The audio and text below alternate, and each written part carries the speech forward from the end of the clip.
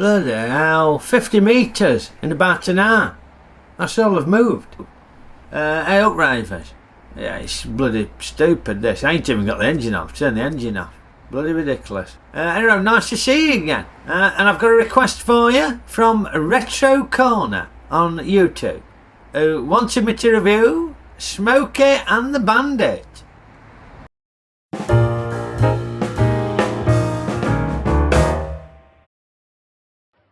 Yes, Smokey and the Bandit, starring Burt Reynolds. Arguably at his 1970s peak, Burt Reynolds. He seemed to do loads of car films around this time. They obviously struck a winning formula and thought, let's keep rinsing this until nobody wants to watch anymore. Anyway, Burt Reynolds, he is the Bandit. It's his call sign, I think, his name, you know, like in Top Gun where they call him Maverick and Goose and things like that. Everybody seems to have call signs in this and all.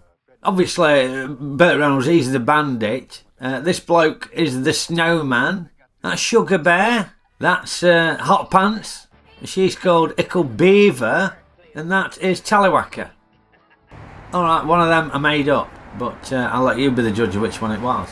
Anyway, the Bandit is recruited by these two blokes who wear matching suits. One big fella and one ickle fella. Don't really understand their relationship, but they employ him to drive a truckload of booze across some state lines. He has to get it from one part of the country to the other within 24 hours. Because it's illegal or something. I don't really understand the law, but apparently it's illegal to do what he's doing. Coors beer. You take that east of Texas, and that's bootlegging. Now, the Bandit, he doesn't actually drive the truck. They've got this bloke, Snowman. The Snowman, he drives the truck, and the Bandit drives a fast car to distract the police and divert attention away from the truck.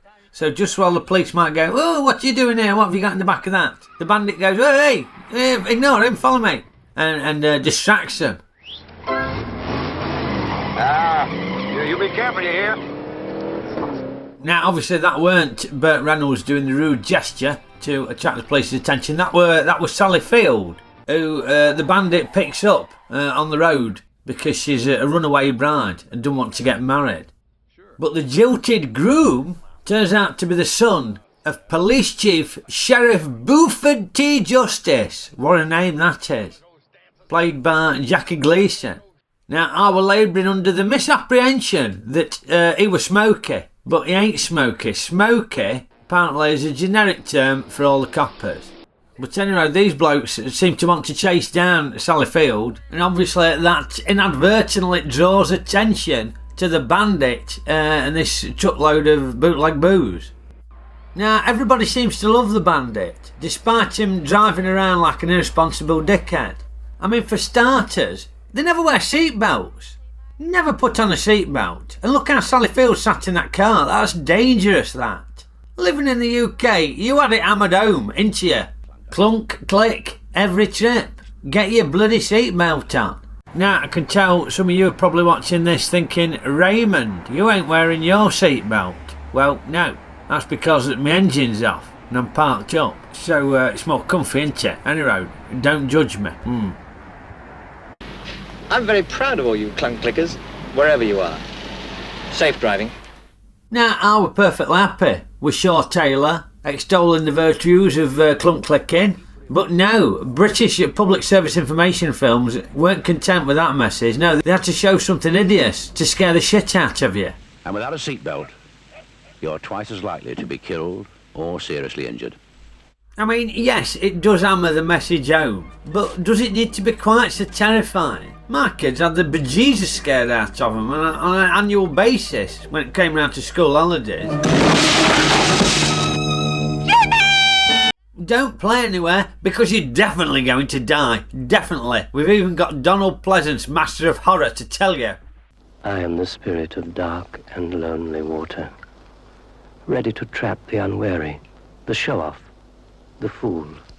And this is the kind of place you'd expect to find me.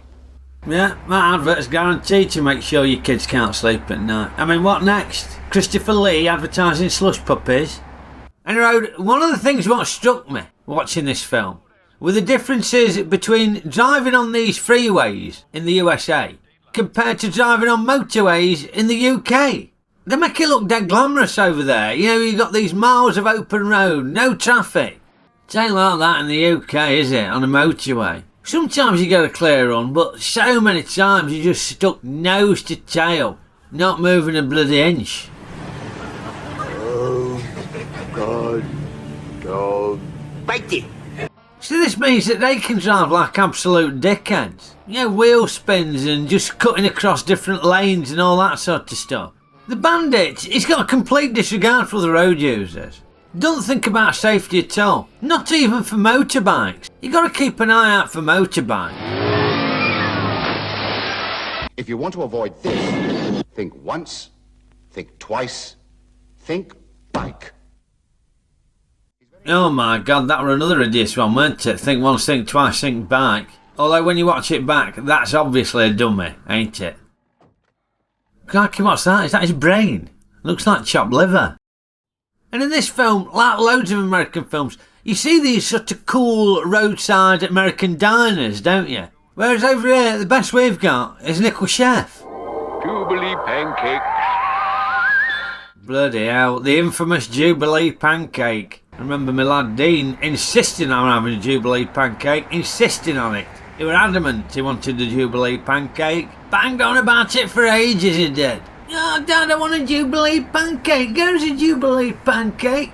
But we wouldn't do it, we wouldn't buckle, because we knew he wouldn't like it. But he kept going on and on. And when we finally buckled and got it for him, he couldn't finish it and he threw up. Silly bugger. Now, one area of similarity between the USA and the UK is the great mutual respect between the car drivers and the truckers. Yeah, get on the horn, truckers. Yeah, everybody loves it when the truckers toot their horn, don't they? Great respect between drivers and truckers, ain't there? And it's just like that in the UK, ain't it? Gaff. But I've got to say, the thing what kept coming back to me with this film was just the reckless driving. I mean, they sort of made a virtue of driving around like a dickhead. It's so bloody irresponsible. I mean, look at this where he goes off-roading. You can't go off-roading with public around. You've got to stay on road. You couldn't mount a pavement, for example. We all know that. Now what happens if your car mounts the pavement? Think once. Think twice.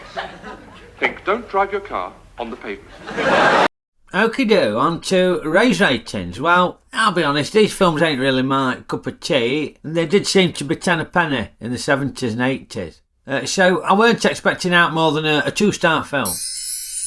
And to be honest, it did live up to the expectations. I didn't think it was that good. You know, it was mildly diverting hour and a half. Yeah, it were better than Mowing the Lawn, for example. Burt Reynolds is good fun, Sally Field's good fun. But not a lot happened, to be honest. They just drove the truckaboos from one side of the country to the other, but at no point were there any jeopardy. You never thought they weren't going to get there. It just seemed to be a matter of time before they just delivered the booze. There was no tension whatsoever. But, as I say, you know, mildly diverting. I've seen a lot worse. So I'm rating Smokey and the Bandit a 2-star film. Yeah, I can't see him putting better than Mowing the Lawn on a poster, can you? No. But say, very popular. It was the second highest grossing movie in 1977, only behind Star Wars. And he did loads of car related films. He did The Cannon Run Balls, Hooper, and this had a couple of sequels. The third film I ain't seen. I gather it was absolute crap. I don't think Burt Reynolds was even in it. Second film I've seen, can't remember much about it. I think there was an elephant in there, but I can't remember much about it. It's just more of the same. But it did spawn the phenomenon of the blooper reel at the end of the film, where they stuck a load of clips in of the actors making balls-ups. When do we get started? That's my line. When do we get started? That's my line. You say whenever you like. Whenever you like. Loads of films have done it ever since, ain't they? The blooper reel.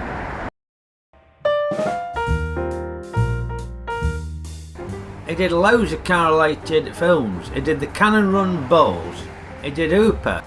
You what? Give over, I didn't say that. Did I? And he did loads of car-related films. He did The Cannon Run Balls. You are? No. Again? And he did loads of car-related films. He did the Cannon Run Balls. Bollocks! And he did loads of car-related films. He did the Cannon Run Balls.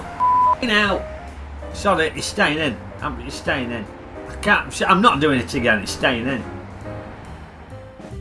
Hope you enjoyed this week's review, Rayvers, and if you did, remember to poke the like button, give it a good poke, share Ray reviews with your mates, and subscribe to my channel if you ain't already a subscriber, and why not pop a comment below. You might have a request, give us a request for a review.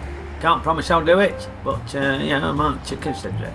Anyway, if I ever manage to get home, I will see you lot next time. Okeydoo.